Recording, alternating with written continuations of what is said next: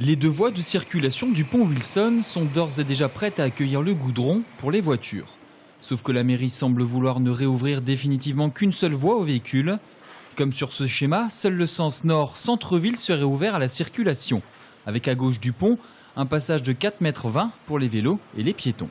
Nous avons constaté que pour ce qui concerne le pont Wilson, où à la fin 2010, au moment de sa fermeture, il y avait à peu près 20 000 véhicules jour qui l'empruntaient. Ces 20 000 véhicules ne se sont pas reportés sur le pont Napoléon et le pont Mirabeau, mais se sont globalement reportés sur la rocade du périphérique nord-ouest. Plus besoin d'un double sens de circulation sur le pont Wilson. Martine Rousseau, qui tient un bar sandwicherie sur le début de la tranchée, n'est visiblement pas vraiment du même avis que la mairie. On passe un temps fou chaque jour, chaque soir, aux heures de pointe, sur le pont Napoléon, sur le pont Mirabeau. C'est vraiment très difficile. Nos clients sont pénalisés, ils en ont marre. Juste un peu plus haut sur la tranchée, Jean-Philippe Boucher, gérant d'un salon de coiffure, est surpris de l'absence de concertation. Depuis la fermeture du pont en janvier, ce commerçant a perdu 40% de son chiffre d'affaires.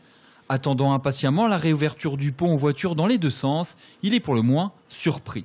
Ah oui, ça sort du chapeau et on nous l'a annoncé dans le journal il y a 15 jours.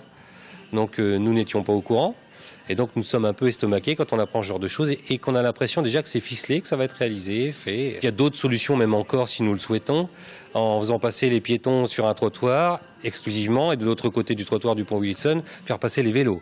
Donc je crois que c'est surtout un manque de bonne volonté.